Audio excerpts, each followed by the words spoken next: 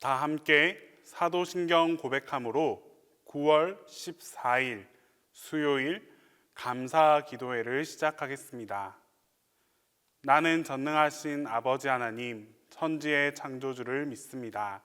나는 그의 유일하신 아들, 우리 주 예수 그리스도를 믿습니다.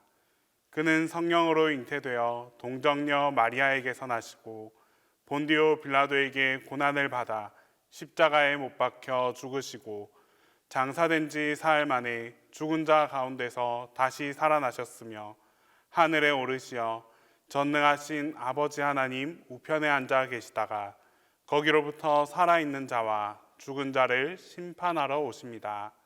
나는 성령을 믿으며 거룩한 공교회와 성도의 교제와 죄를 용서받는 것과 몸의 부활과 영생을 믿습니다.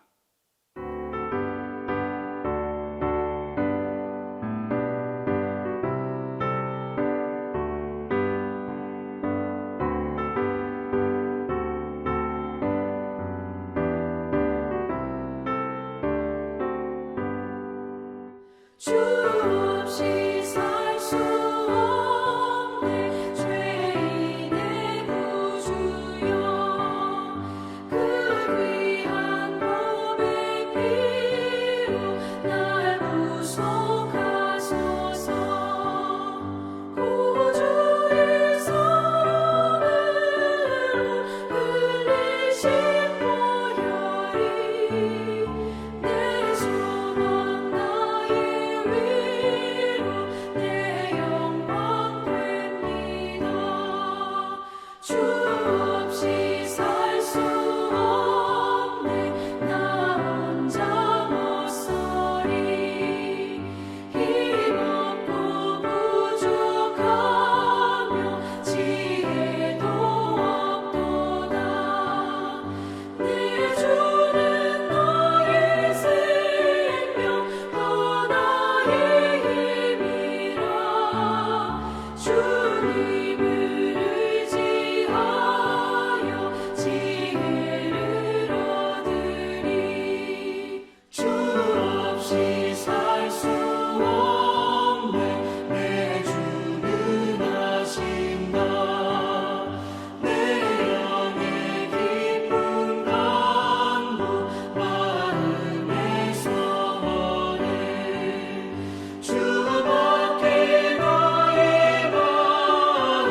위하여 주리요 내 마음 위로하사 영원케 하시네 주 없이 살 수 없네 세월이 흐르고 이 깊은 고독 속에 내 생명 끝나도 사나운 풍랑일 때 날 지켜주시니 내 곁에 계신 주님 늘 힘이 됩니다. 아멘.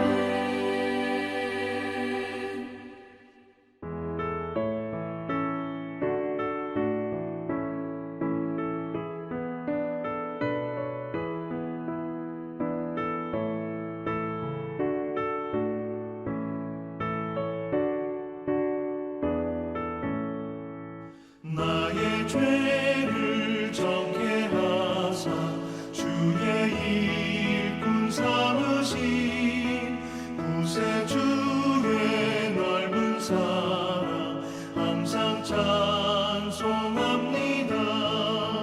나를 일꾼 삼으신 주 크신 능력 주시고 언제든지 주 뜻대로 사용하여 주소서. 내게 부어주시려고 은혜 예비하신 주 주의 은혜 채워주사 능력 있게 하소서. 나를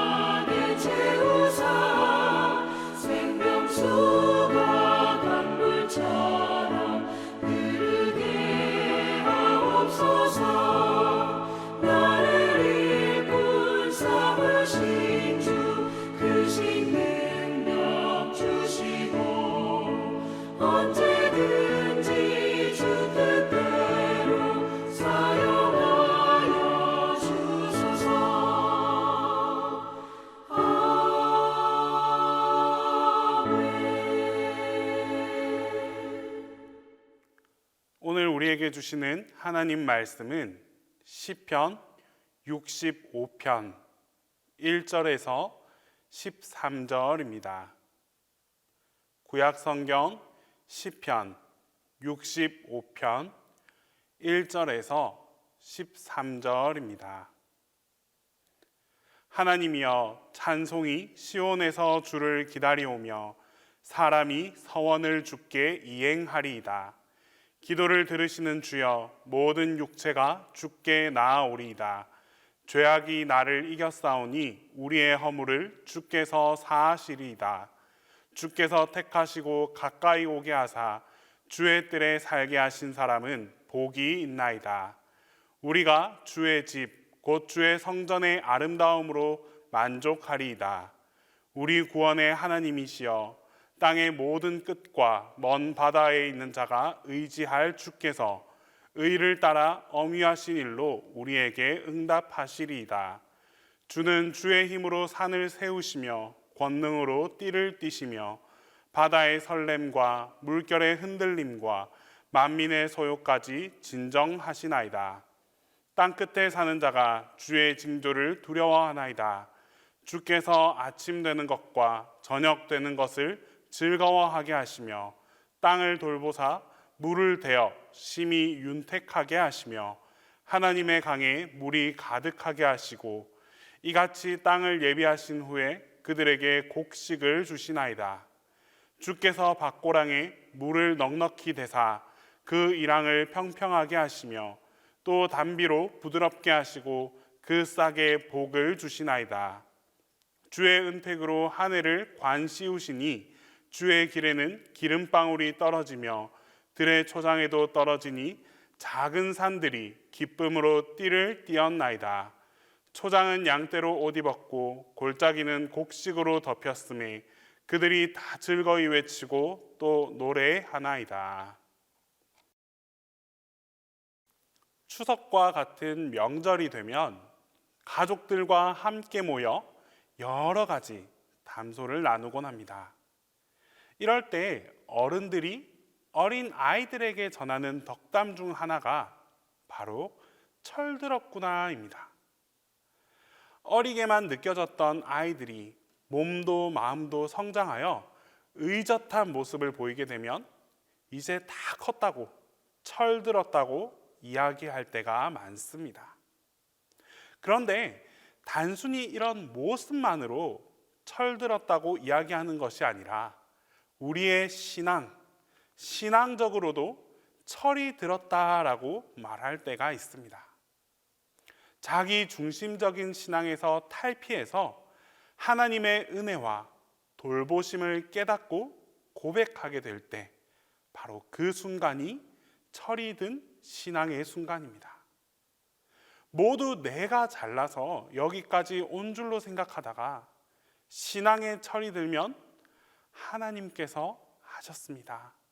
하나님께서 하셨습니다라고 입술이 아닌 마음속 깊은 곳에서부터 우러나오는 진실된 고백을 드립니다. 하나님께서 나를 이곳에 오게 하셨고 하나님께서 나를 건강하게 도우시고 또 하나님의 은총으로 지금 여기에 서 있습니다 하는 이런 고백을 매 순간 하나님께 올려드립니다. 그러면 하나님께서도 무척이나 기뻐하실 것입니다.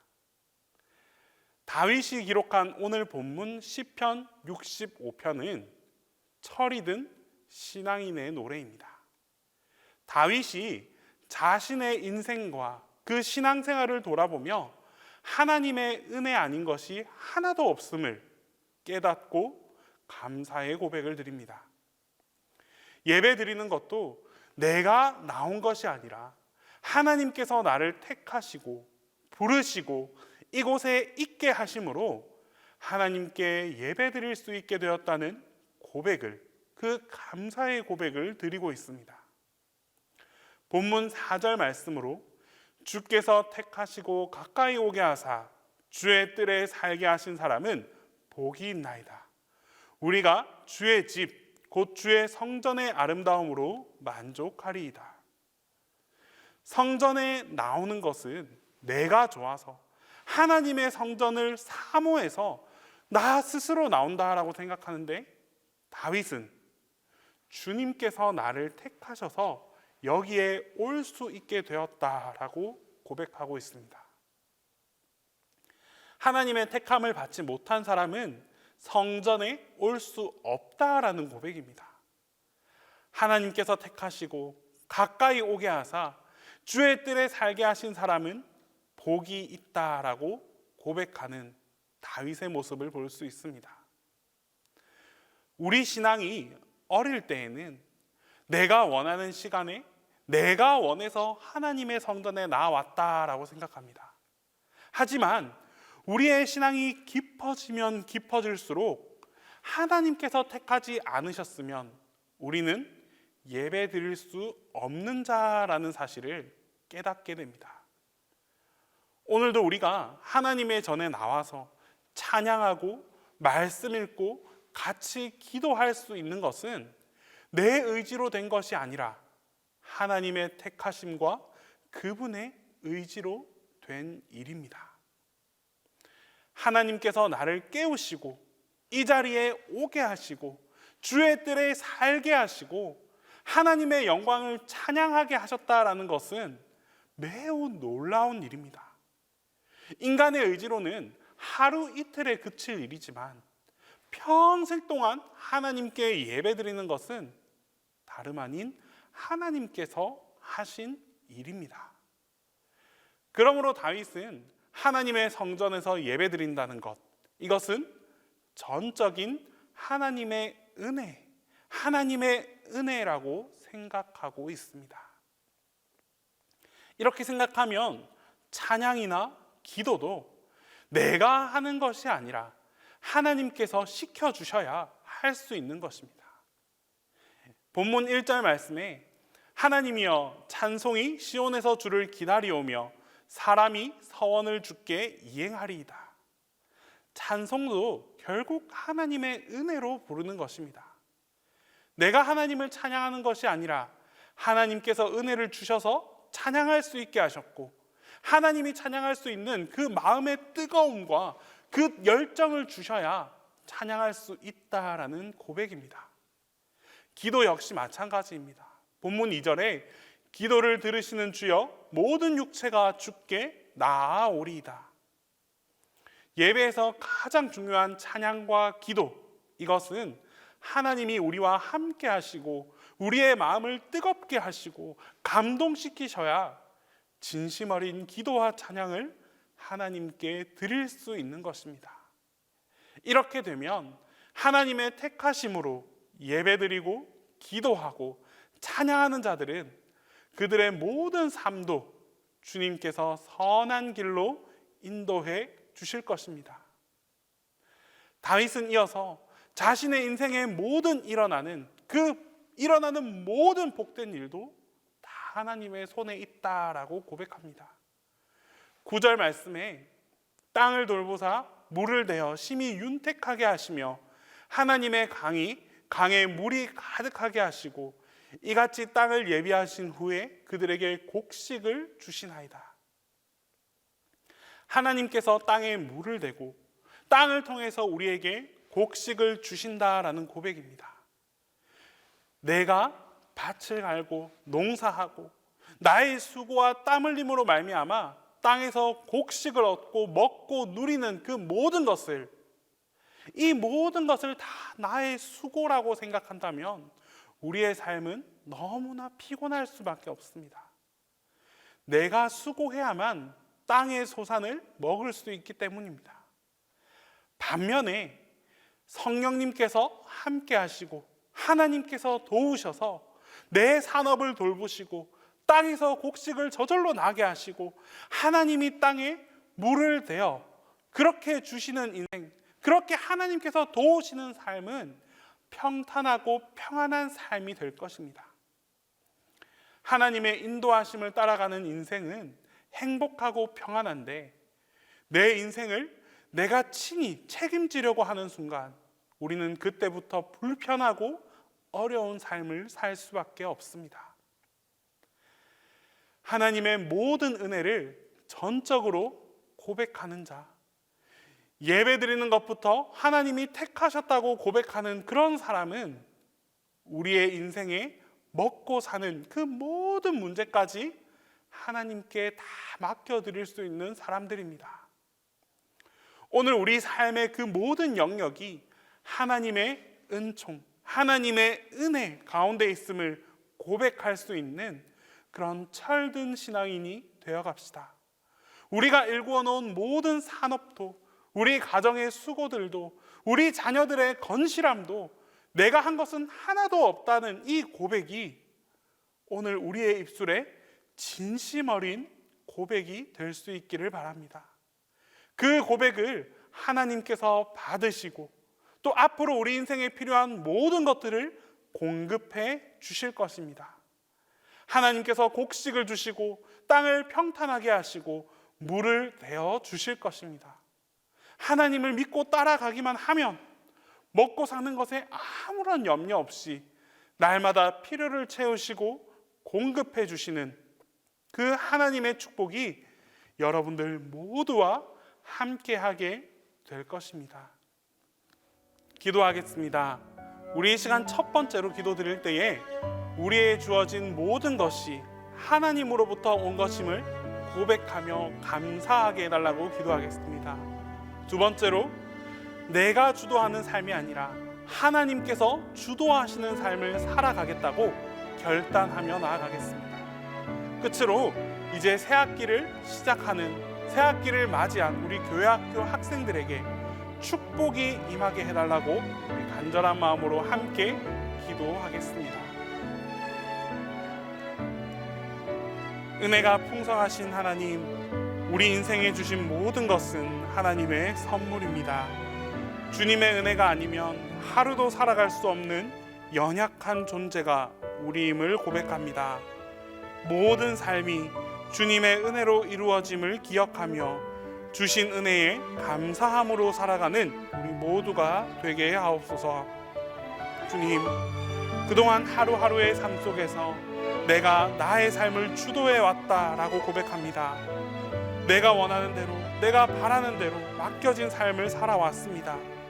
그럴 때마다 주님께서는 우리 모두에게 그것이 아님을, 그것이 틀렸음을 말씀해 주셨지만 주님께서 하시는 그 말씀조차 귀 기울이지 못한 우리의 모습을 긍휼히 여겨 주시옵소서.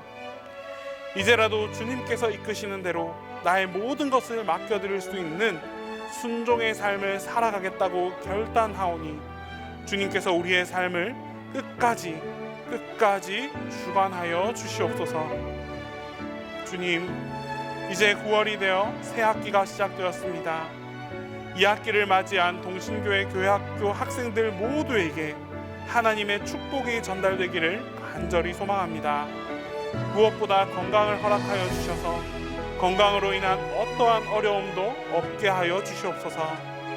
또한 하나님의 지혜와 지식을 더하여 주셔서 배움의 기쁨을 얻게 하여 주시옵소서.